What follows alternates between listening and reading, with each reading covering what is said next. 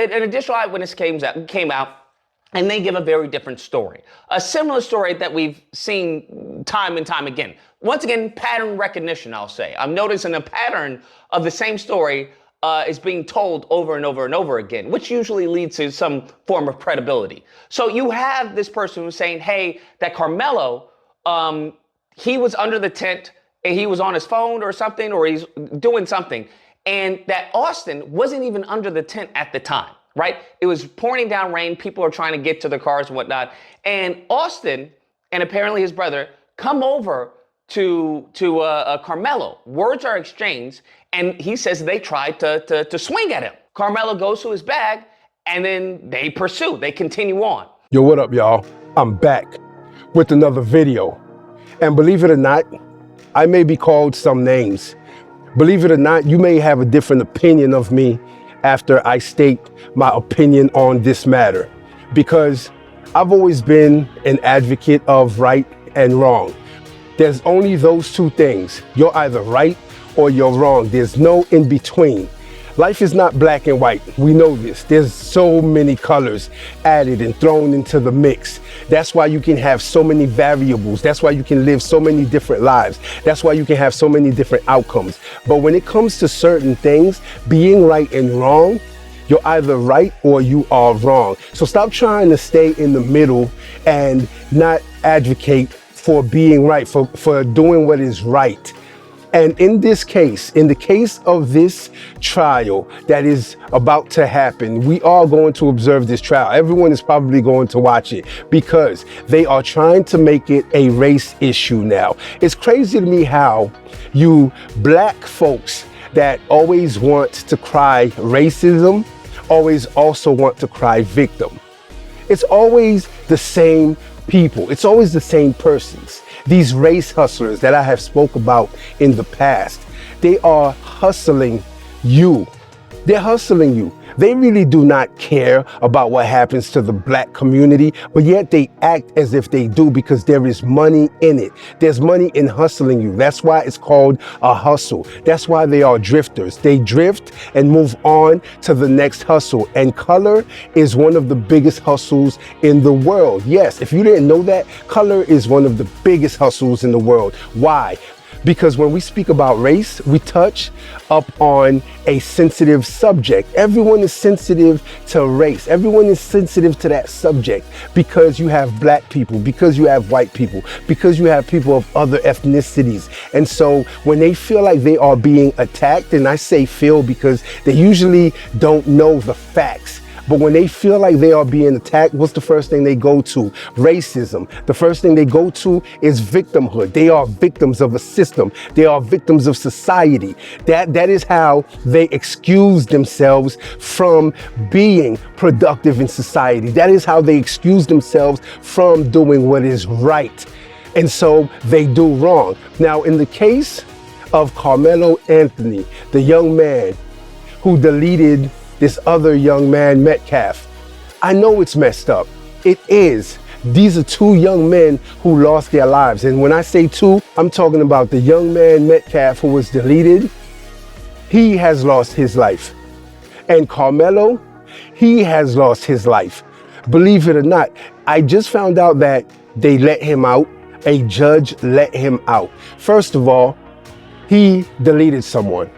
He deleted someone. He is claiming self-defense, which honestly, I'm not going to touch up on because I wasn't there and I don't know what truly happened. And you are innocent until proven guilty. So we must treat it as such. But at the same time, when you have all of these race hustlers, when you have all of these race baiters who are crying victim, what's the first thing they come out and say?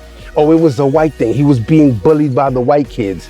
They even made fake memes. They even put up fake pictures online about the young man Metcalf holding guns with a racist caption. Yes, they've even made fake pictures like that. And then they even went to the picture of Karmelo Anthony holding toy guns up. From what they are saying, they're toy guns. They're not even real guns. So yes, everyone is trying to come up with their own assessment of the situation, and they are definitely going to side with whatever their view and their narrative is of victimhood, of racism. Now, I carry every day. I always have that thing on me. I exercise my Second Amendment rights. So you mean to tell me that every time I get into an altercation with someone, every time someone flips me off on the highway, every time someone bumps into me, every time someone says something that I don't like, I should exercise my 2A rights, my Second Amendment rights, and delete them? Is that what y'all are saying? Whenever you try to justify what happened at that track meet between these two young men, and you try to say that one side is right and the other is wrong, you're wrong, because both sides are wrong. Both sides are wrong. Now, let me explain something to you, right? If they would have fought it out, whatever the issue is, whatever the problem is, if they would have fought it out, they both would have lived to see another day. They both would have had their freedom. Yes, they wouldn't be deleted. No one would be gone if they fought it out. But we know that young kids nowadays, young men nowadays, they don't fight things out anymore. No, they are quick to delete you because it is the easy thing to do. See, that generation, they would rather do the easy things. We know this for a fact. They would rather do the easy things, and deleting someone is easy. Pulling a trigger is easy. Pulling out a knife is easy. So it brings me to the question of, why did that young man bring a knife to a track meet? And some of y'all race baiters are going to say, well, it's for protection. He needed to protect himself. Okay, my next question is, protect himself from who? Who else had a knife on that field? Who else had a knife during that track meet? Who else had a knife? Did Metcalf pull out a knife? What do you think this is, Grease? You think this is the movie Grease where we're fighting with knives? No, they did not have a knife, Metcalf or his twin brother. So again, for you to try to justify one kid being deleted by saying that protecting himself, he was exercising his rights and he should be out of jail right now. Really? What if it was your son that it happened to? Yeah. What if it was your son that it happened to? And don't give me the bullshit answer of, well, if it was my son, then he still should have got out. No, that's a lie. You would be advocating for that young man to stay in jail. You would be advocating for him to be in jail. You would be advocating for him to get the highest bond possible because he deleted another kid at a track meet. Then they even go to try to say that it wasn't even on school property, it wasn't on school grounds, so he had the right to have a knife in his book bag. Oh, really? Okay, great. Then all the kids should just start carrying guns to the track meets, right? Right? All the kids should just start carrying guns, start carrying knives to the track meet. Listen to how y'all sound. Do you listen to how you sound sometimes? Do you hear yourself? Do you think before you speak? No, because you are emotional. See, my people watching this right now, my people who are stoic, who do not think irrationally, who think rationally, my people who actually think before they speak, who actually look at both sides of the aisle, both sides of the situations, and make your assessments based on who's wrong and who's right. You need to understand that these race baiters, these people who love to cry victim and love to cry racism, they ain't about shit, because the only thing they want to do is to push their agenda. The only thing that they want to do is allow people to do certain things to other people and then claim racism afterwards. That's what they are about.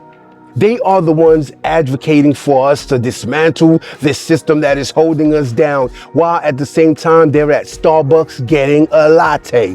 Haven't I said that before? They'll be standing at a Starbucks getting a latte talking about they're oppressed. How are you oppressed drinking your damn latte every day with your skim milk? Please tell me. These be the same people. And so these two boys should not have lost their lives in the way that they did. I will never advocate for it. I will never make excuses for it. I will never say it was self-defense and he was defending himself, because I believe that brute force should be met with brute force. I believe that brute force should be met with brute force. And so if the young man who was deleted was not using brute force against you, because they're even trying to say that he pushed Carmelo, that's what they're trying to say. And so that gave Carmelo the right to go into his bag, pull out a knife, and put it in his chest. Really? Okay, great. Let all the kids carry guns to school. Let all the kids carry knives to school. And every time one of them gets pushed, every time one of them says something wrong to the other one, how about we turn it into the Wild West and we just have a shootout? Would y'all be happy then? Would y'all advocate for all the kids to get out then after they start deleting each other? I think not.